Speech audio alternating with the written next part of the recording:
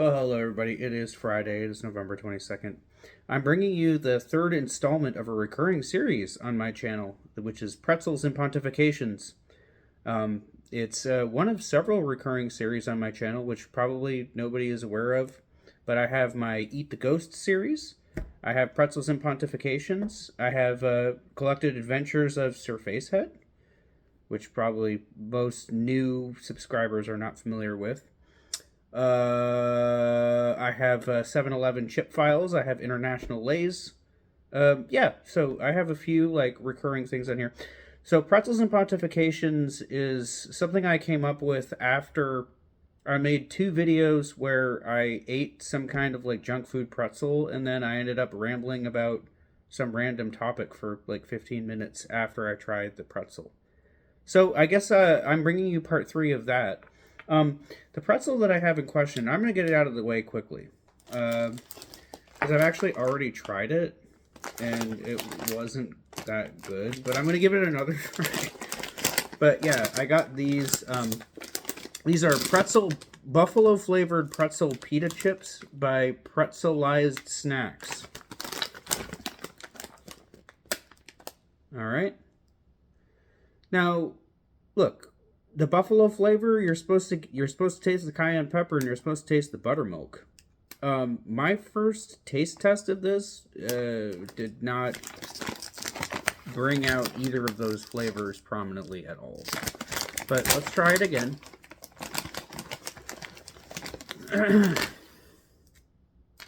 Looks good. It looks nice, right? That's a nice looking snack. Look at that. You got those salt granules. There's a decent amount of spice on it. It looks nice. It does look good, right? Let's see if I just got a couple bunk chips and if it's actually like better than I remember it. Let's try it again.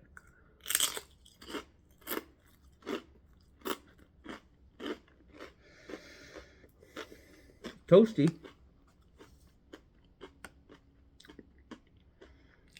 It's toasty. That's the only good thing about it. Man, those suck. Those are way too salty. Okay, so it's got a nice toasty aftertaste. That's the only good thing about it. Way too salty. I don't taste anything buffalo there at all. I mean, I don't know.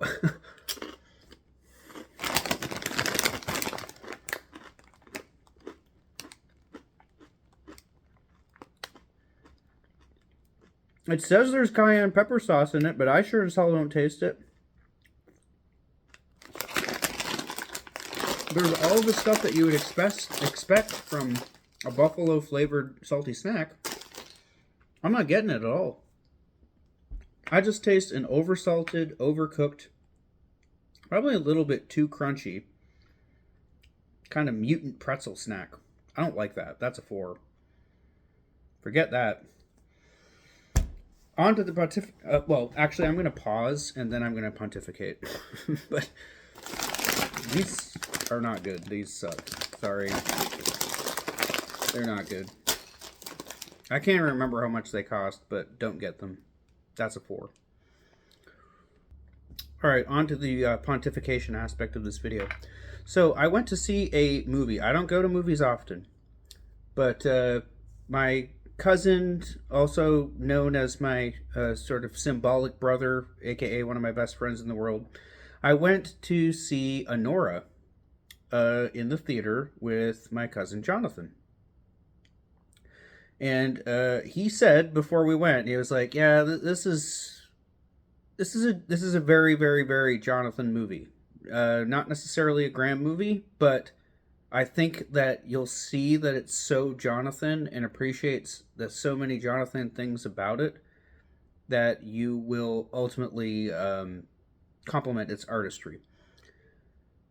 And it turns out, not only was it a Jonathan movie, it was kind of a Graham movie. Wow. Yeah. I ended up giving this movie a 9 out of 10. It's the best movie I've seen in 2024. Now, I haven't seen that many movies in 2024. The only other movie I've actually seen in the theater in 2024 was Alien Romulus, and I give that an 8. I loved it. That caused some controversy with other people who had seen it, who argued fallaciously that it was just a rehash of other things that had already been done in previous Alien movies. I don't agree at all. But let's put that aside. Alien Romulus is an 8, and ANORA is a 9, so we're talking about a movie that's in a different category, qualitatively speaking. This is a movie by Sean Baker. It's the most mainstream thing by Sean Baker that I've ever seen. The last one, Sean Baker movie that Jonathan showed me was The Florida Project, which, I mean, this is about as indie as it gets. It's about a bunch of trashy, irresponsible parents who just let their kids run around, and they all live in like a shitty motel in Florida that's managed and owned by Willem Dafoe. It's a beautiful, naturalistic film. It's a masterpiece. But it's not the kind of thing that would ever gain mainstream acceptance. This new one by Baker is. ANORA is a hybrid of a romantic comedy, a sort of kidnapping caper film, like gangster film, and an indie tragicomedy. And it blends those three genres absolutely beautifully. The performances in the movie are bold and courageous. It's a longish film. It's more than 2 hours long, but it doesn't feel a moment too long. I was disappointed when it ended. I wanted to go on longer. It has very expertly carved characters, all of whom are perfectly cast. There are no villains in this movie. There aren't protagonists and antagonists in this movie. There are a bunch of people who are caught up in an extremely ana situation, and trying to trying to maintain composure. It's like everybody in this movie. It's funny. I think the thing that I love most about this movie is that every single character in this movie is just trying to keep the situation calm, but the facts of the situation that all of these characters find them in make it impossible for things to remain calm. So you have a situation where, okay, so there's this ultra privileged son of a Russian oligarch whose parents are away in Russia, and he's there in America, and he's supposed to be studying, and he's staying in this like beautiful mansion that his Russian oligarch parents own. And he seduces and ultimately proposes to and has a ridiculous wedding in Vegas with a stripper slash escort service person. So he gets married to this woman. He kind of ropes her in, seduces her with the glamour and glitz of his lifestyle and his privilege, gets her like a 6-carat diamond ring and all this.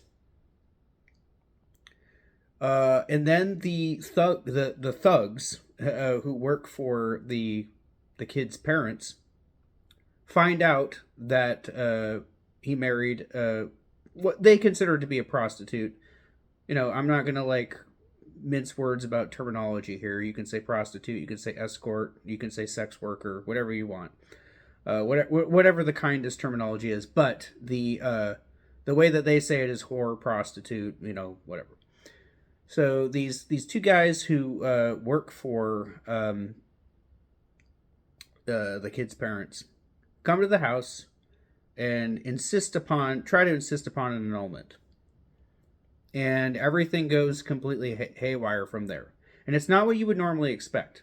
So you don't just get like a bunch of like stereotypical Russian mobster thugs like bursting into somebody's home and like waving weapons around and threatening people. It's not like that. They try to approach the situation in the kindest and calmest way possible, but you're dealing with heightened emotions of young like horny people. So Um, things just like spiral out of control really quickly, and the midsection of the movie is just this assault of just absolute chaos and confusion. And just one mishap after another. It's almost like a slapstick comedy, but the way it plays out is really naturalistic. So it's not like it's like you're watching a Pink Panther film with like a classic, not the awful like Steve Martin like reboot ones, but I'm talking about like think of like a classic like slapstick like Pink Panther Strikes Again, like something with like Peter Sellers and Herbert Lom. Think of that, except like it's like utterly believable. Like you're not laughing at the ridiculousness of it. You're just like, this is ridiculous and absurd, but the way that these sequences are unfolding and occurring is completely believable and naturalistic and realistic. It's like, this is actually what would happen in this situation if these characters were actually like, so the characters are humans. Everybody in the movie is humanized. It is very like every character is like beautifully written and three-dimensional. All right, they're just people who find themselves in an awful situation and are trying to keep things sane, but there's like layers of incompetence on each of these characters that make it impossible for things to stay sane. So it's like, you at no point do you watch the absurdity unfolding and think to yourself, "Oh, this would never happen." Like the way what you think when you're watching the slapstick absurdity unfold, you're like, "This is exactly how this would happen." This is what movies don't do.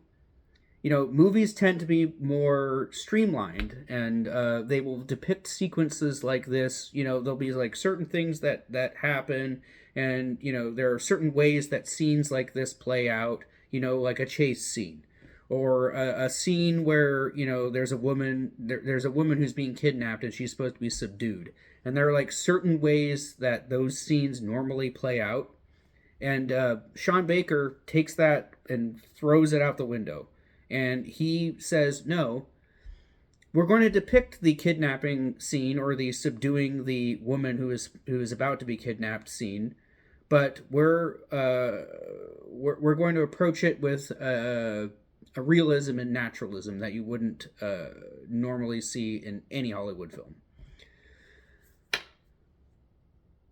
So yeah, let me pause for a second. So anyways, yeah, ANORA is one of the best films of 2024, no doubt. Even though I've only probably seen like 4 or 5 movies that were made this year, it's the best of them. It's a 9 out of 10.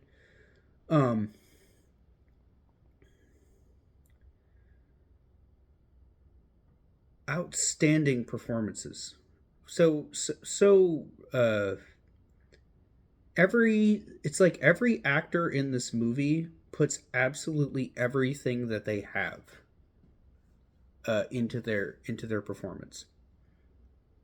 I think it's because they trust Sean Baker's directorial vision and his vision as a screenwriter, because I believe he wrote this as well. I think it's a case of actors who really, really trust their director, and know that like if they put their maximal effort into the character that they've been given to portray, that is going to result in a superior work of art. And that is, in my opinion, that's exactly what happened. Every character is interesting. Every character has their own a kind of unique and absorbing story too. So all of them, like, there's maybe, I would say, like 6 principal characters. About 6 principal characters in this movie. Every single one of them has a very distinctive storyline. And there is no characters. Okay, obviously there are 2 characters who I would say are the central characters. Like, they are arguably the protagonists of the film. But the secondary characters are not just there as window dressing. They are all depicted as human beings who are trying to work their way through an incredibly difficult confusing, chaotic, and unpleasant situation. But they're all human. None of them are. They're not. There's no cartoonish. But for one character who resembles Cruella de Vil, who only appears briefly in the film, and I think it was intentional. So there's one like character who's like one dimensional and cartoonishly villainous. Everybody else in the movie is just a human being. A human being who finds themselves in a strange situation. And I think that's what makes the movie superior on an artistic level and also absorbing.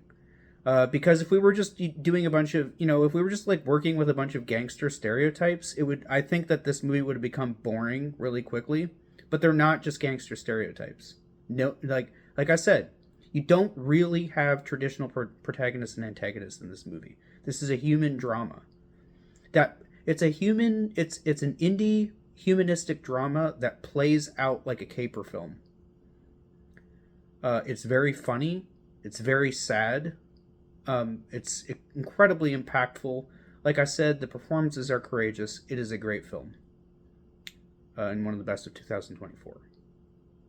So that's all I have to say about that for now. I'm on 16 minutes. I'm going on too long. There's your Pretzels and Pontifications for today. Check out the movie.